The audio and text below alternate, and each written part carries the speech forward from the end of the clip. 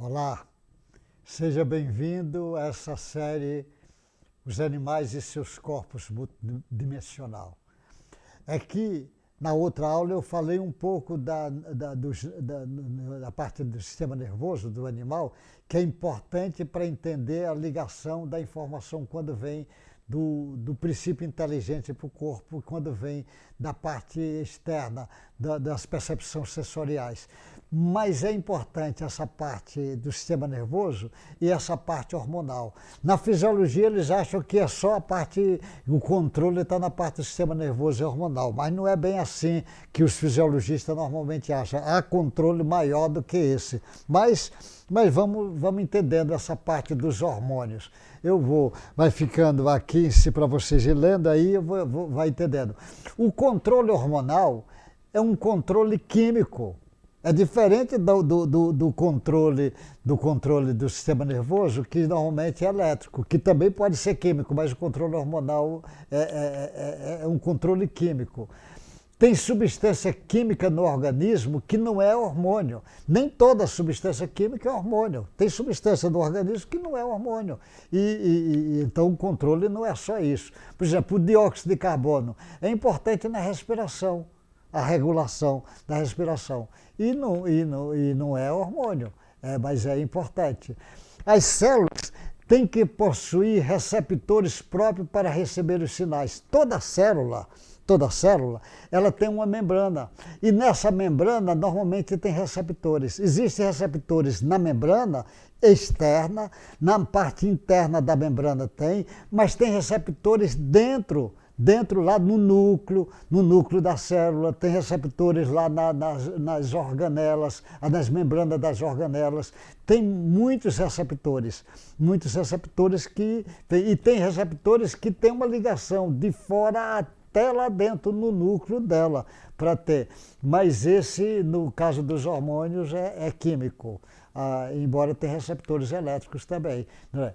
Os órgãos desprovidos de receptores para os hormônios são refratários, ou seja, é preciso que aquele hormônio só chega naquele órgão se aquele órgão tiver células, substâncias receptoras para receber essa informação. Se ela não tiver, o hormônio não vai ter frequência para penetrar ali. Então só penetra, aquilo é feito de uma forma organizadíssima. Agora você imagina, no animal, no homem, todos os lugares vai tendo a mesma coisa, os organismos. Isso é uma organização fantástica. A célula em si é uma perfeição impressionante. Imperfeição, inclusive espiritual, para a gente poder entender. O sistema nervoso funciona como uma rede telefônica. Lembra de uma rede telefônica? Você pega o telefone. Ele é um sistema nervoso. Você liga, é rápido, a informação chega. Os sinais atingem o receptor próprio. O sistema nervoso ele funciona como uma rede telefônica. Ele vai atingir rápido. O sistema endócrino, que é essa parte hormonal, é como o rádio. Os sinais são transmitidos, de um modo geral, pela corrente sanguínea e precisa de receptor específico para recebê-los. Por exemplo, você vai ligar uma rádio e é preciso que a frequência que ela tenha possa receber a informação. Se ela não tiver aquela frequência, ela não vai receber.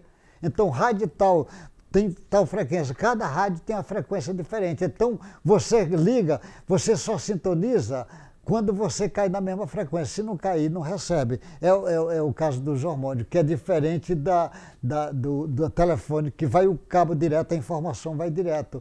O sistema nervoso ele vai na posição elétrica rápida e o sistema endócrino vai devagar. Os receptores dos hormônios estão localizados nas membranas das células. Alguns no interior das células e no núcleo. Ele tem receptores. Tem receptores até na própria membrana, às vezes na parte externa e na parte interna. ele tem, porque nós temos muitos receptores que cada vez se descobre mais coisas que a gente não sabia. Depois que vai aperfeiçoando os microscópios, é que fomos encontrando a percepção. E também com reações químicas que a gente pode perceber isso. E reações hoje da imunologia, reações de substâncias, de elementos radioativos que você às vezes consegue perceber, coisas que você não percebia até pouco tempo. As pesquisas endócrinas cresceram com a radioimunoensaio, os marcadores radioisótopos, ela vai crescendo, porque vai conseguir, você com marcadores você consegue informações que até então não conseguia. Por isso que você vai sabendo detalhes. E a perfeição disso é muito impressionante, impressionante. Isso não pode ter sido feito por acaso, como tem algumas pessoas que querem admitir isso. A área de controle hormonal ou fisiologia animal, a digestão, a área de controle, ele tem áreas de controle, por exemplo, a digestão e as funções metabólicas, a osmorregulação, a excreção, o metabolismo da água e sais metabólicos, do cálcio, do crescimento, alterações metabólicas, órgãos reprodutores e reprodução. Então, eles têm várias áreas de controle. Às vezes, controle só para a parte da reprodução, para o crescimento, para o metabolismo, ele de controle para a água, para o sal, e ele vai tendo áreas, porque o organismo trabalha muito formando áreas para fazer, mas vai tendo sempre um central para organizando. O sistema nervoso central, o cérebro, direto ou indiretamente, controla as funções hormonais. As funções hormonais são controladas pelo cérebro, ele vai controlando. E quando chega na parte hormonal, por exemplo, no animal complexo, a hipófise tem outros hormônios, outras glândulas, que ela vai comandando aquelas outras, vai comandando.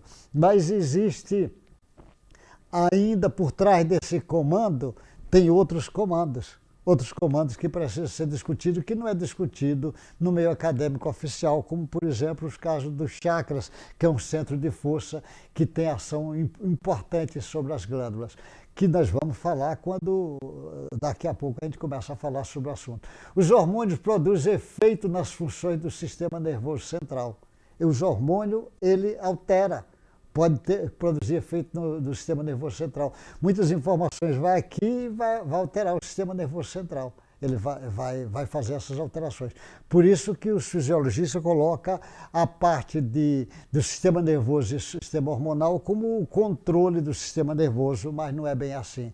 O hipotálamo, que é uma parte do sistema nervoso central, tem um controle dominante na endocrinologia.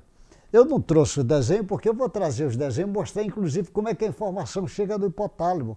Não só daqui, da externa, da percepção extrasensorial, como da percepção sensorial. Ele vai chegar no hipotálamo. E o hipotálamo tem um controle sobre a endocrinologia.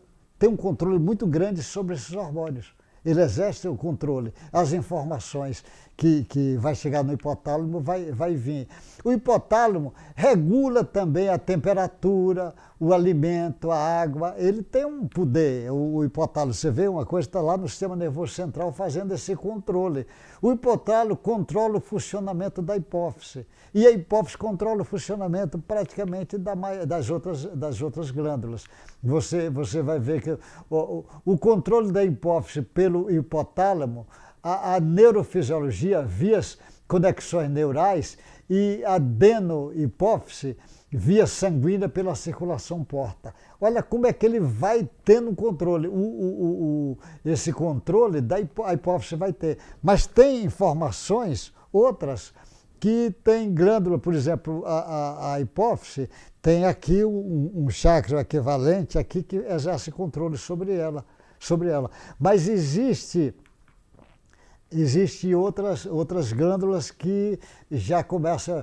existe evidência que o efeito da luz é transmitido pela glândula pineal e hipotálamo. Olha aí agora a glândula pineal exercendo um efeito sobre a hipófise.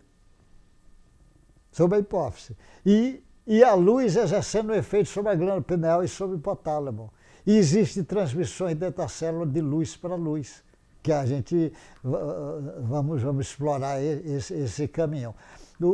Você veja, o hipotálamo controla todo o processo reprodutivo. Olha, aqui está lá no sistema nervoso, ele controla o processo reprodutivo.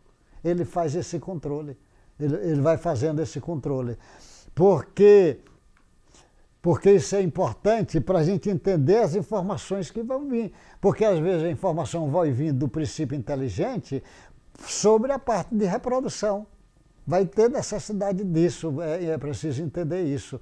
Existem conexões nervosas entre o hipotálamo e parte do cérebro que são influenciadas por fatores emocionais. Então você veja, fatores emocionais que vai exercer influência no hipotálamo. Emocionais. A raiva, o ódio, a mágoa, a tristeza, são fatores emocionais que exercem influência no hipotálamo, que vai exercer depois influência na célula. O ciclo luminoso exerce uma influência muito grande. O ciclo luminoso é muito importante. As estações do ano é muito importante. Variáveis do meio ambiente. Você veja, variáveis do meio ambiente que às vezes faz isso também. Essas variáveis é muito importante, porque o animal sofre influência do meio ambiente, o Darwin chegou a chamar a atenção disso, mas ele sofre influência também fora do meio ambiente. Essa daí que é muito, muito importante esse entendimento nosso. Então, as características dos neurônios dos invertebrados e dos vertebrados são iguais. Olha que coisa interessante. Os neurônios dos invertebrados e dos vertebrados são iguais. A gente nem imaginava. As características dos neurônios são iguais. Então significa que essa capacidade dos neurônios passar informação já foi formada, não foi aqui no homem, nem nos seres animais complexos. No animal mais inferior ele já tem. Os neurônios estão presentes em todos os animais, menos protozoários e esponjas. Esponjas e protozoários está do reino, desse reino. Ele não tem os neurônios não existem neles, nesses protozoários, nas esponjas. Então todos eles. Existe no mecanismo bioquímico uma similidade parecida nesse mecanismo bioquímico. Uma similidade entre todos os seres. Isso é muito interessante. As moléculas mensageiras, receptoras conhecidas dos vertebrados, as moléculas mensageira receptora conhecida dos vertebrados, que vai receber a informação, foram encontradas nos invertebrados e foram encontradas em organismo unicelular e foram encontradas em vegetais. Ou seja, essas moléculas mensageiras e receptoras, elas estão antes da formação dos órgãos. Você veja, ela foi encontrada em vertebrados, foi encontrada em animais unicelular, que só tem uma célula, e em vegetais. Então significa que a função é que faz o órgão, não é o órgão que faz a função. Então isso é muito importante para a gente entender, porque o organismo é como se fosse sendo preparado. É como no processo evolutivo, é como se tivesse uma determinação. Olha, vai naquela direção e você vai trabalhar naquela direção, às vezes nem sabe.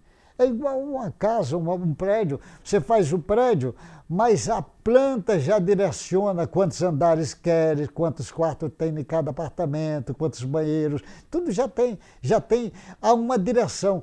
É como se tivesse uma direção nesse processo evolutivo. E essa direção não é feita só pela seleção natural. A seleção natural existe, mas existem informações outras que os estudos só de seleções naturais, quem quer olhar o ser vivente como um ser sem trazer a compreensão do princípio inteligente, ele está olhando pedaço desse ser. Por isso que ainda tem muitas coisas dentro da fisiologia, dentro dessa parte do estudo evolutivo, que ainda não foi entendida. Essa parte dos hormônios, como a parte da neurologia, é muito importante para a gente poder entender depois essas conexões. Quando eu trouxer alguns desenhos, vocês vão poder entender bem essa parte.